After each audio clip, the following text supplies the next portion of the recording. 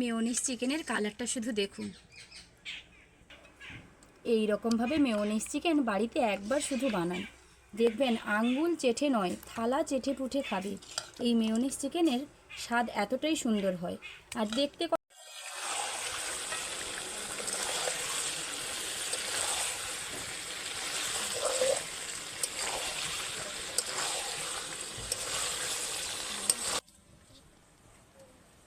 নমস্কার বন্ধুরা, আমি দেবজানি।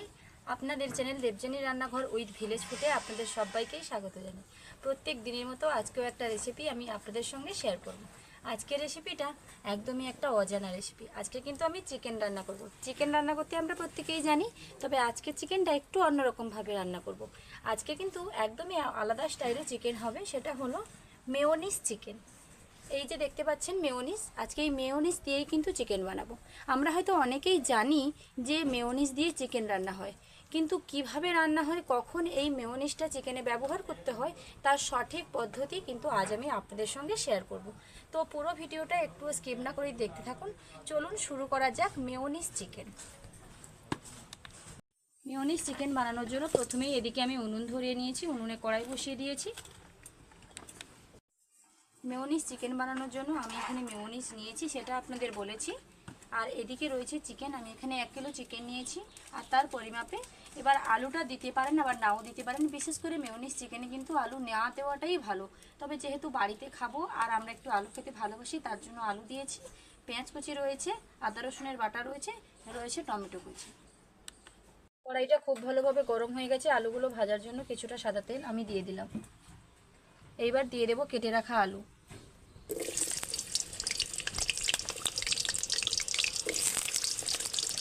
আলুতে হালকা করে লবণ আর হলুদ দিয়ে দেবো। দিয়ে দিচ্ছি হলুদ,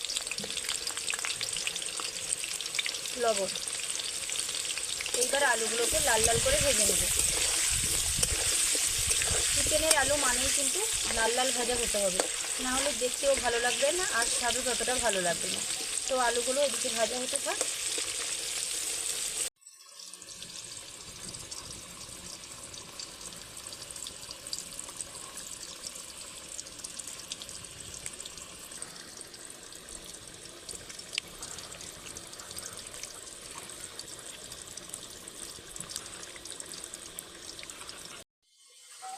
কড়াইতে আলুগুলো ভাজা হতে হতে এদিকে আমি কিছুটা মেয়োনিজ কাঁচা চিকেনের মধ্যে মাখিয়ে নেব।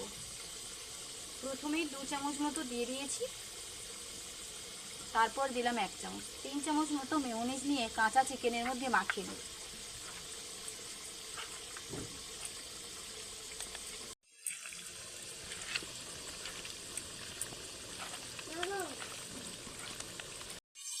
চিকেনটা তো মেয়োনিজ মাখিয়ে দিয়েছি, এটা 5 মিনিটের জন্য রেস্টে থাক আর ততক্ষণে আলু ভেজে মশলাটা ভালোভাবে কষে নেব। মেয়োনিজ কিন্তু এখানেই দেওয়া শেষ নয়, আরও একবার দেব। আমি কিন্তু প্রথমেই বলেছি আপনাদের মেয়োনিজের ব্যবহার আমি সঠিকভাবে দেখাবো, তার জন্য আমি দেখিয়ে দিলাম একবার ব্যবহারটা। বিশেষ করে এই চিকেনে মানে মেয়োনিজ চিকেনটাতে কীভাবে দিতে হয় সেটা আজ আমি আপনাদের ভালোভাবে দেখিয়ে দেবো। এদিকে আলুগুলো আমার খুব সুন্দর লাল লাল করে ভাজা হয়ে গেছে, আমি নামিয়ে নিচ্ছি আলুগুলোকে একটা প্লেটের মধ্যে।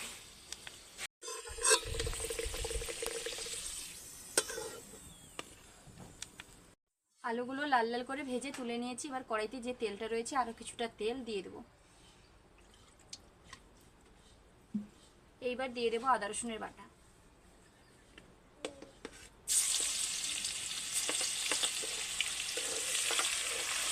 আদা রসুনের কাঁচা গন্ধটা দূর হলে দিয়ে দেবো পেঁয়াজ কুচি। আদা রসুনটা খুব সুন্দর ভাজা ভাজা হয়ে গেছে, পেঁয়াজ কুচি দিয়ে দিচ্ছি। পেঁয়াজ কুচিটা লাল লাল করে ভেজে নেব, তারপর দেবো টমেটো কুচি। তো পেঁয়াজটা দিয়েছি, খুব তাড়াতাড়ি পেঁয়াজটা যাতে গলে যায় তার জন্য আমি লবণ দিয়ে দেবো।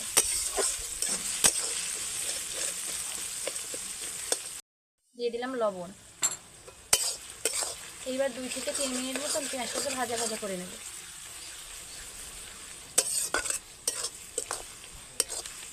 খুব সুন্দর লালচে লালচে কালার করে ভাজাও হয়ে গেছে আর পেঁয়াজটা অনেকটা জীর্ণও হয়ে গেছে। এইবার দিয়ে দেবো টমেটো কুচি। আমি এখানে বড় সাইজের একটা টমেটো নিয়েছি। আরও 2 থেকে 3 মিনিট মতন ভালোভাবে নেড়ে নেব, যাতে টমেটোটাও একটু গলে যায়। তারপর গুঁড়ো মশলাগুলো দেব। এটাও প্রায় গলে গেছে দেখুন। এবার প্রথমেই দিয়ে দেবো হলুদের গুঁড়ো। আমি এখানে 2 চামচ হলুদ গুঁড়ো ব্যবহার করলাম। এবার ঝালের জন্য দেব লাল লঙ্কার গুঁড়ো। যে যেরকম ঝাল খেতে চান সেরকম দেবেন। এবার দিয়ে দেব জিরার গুঁড়ো। দারুণ একটা কালার আসার জন্য দিয়ে দেবো কাশ্মীরি লঙ্কার গুঁড়ো। আর হালকা করে একটু লবণ দিয়ে দেবো। প্রথমেই আমি লবণ দিয়েছি, তারপরে আরেকবার লবণ দিয়ে দেবো। সমস্ত গুঁড়ো মশলা দেওয়ার পর 1 মিনিট মতো নেড়ে নেব। কিছু সময় নাড়ার পর মশলাটা খুব ভালোভাবে কষানো হয়ে গেছে। এইবার দিয়ে দেবো মেয়োনিজ মাখিয়ে রাখা চিকেন। এইবার উনুনের আঁচটা একদম মিডিয়াম আঁচ করে দেবো। দিয়ে চিকেনটাকে 4 থেকে 5 মিনিট ধরে ভালোভাবে কষে নেব।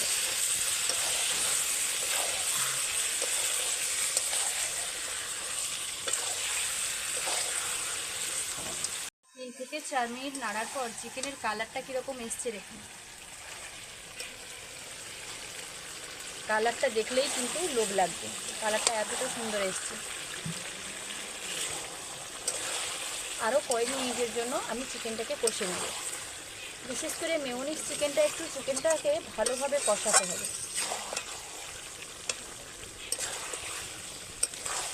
চিকেনটা ভালোভাবে কষানো হয়ে গেছে, দেখলেই মনে হচ্ছে দেখুন চিকেনটা খুব সুন্দর কষানো হয়েছে। এবার দিয়ে দেবো ভেজে রাখা আলু। এবার আরেকবার দেবো মেয়োনিজ। এখন আমি যে মেয়োনিজটা দিচ্ছি 2 চামচ মেয়োনিজ দিয়ে দিচ্ছি। একদম ভর্তি চামচ করে 2 চামচ দিয়েছি। এবার আপনাদের যাদের মেয়োনিজটা একটু বেশি করে খেতে ভালো লাগে তারা একটু বেশি পরিমাণে দিতে পারেন। মেয়োনিজটা দেওয়ার পর আবারও বেশ কয়েক মিনিট মতো চিকেনটাকে কষিয়ে নেব।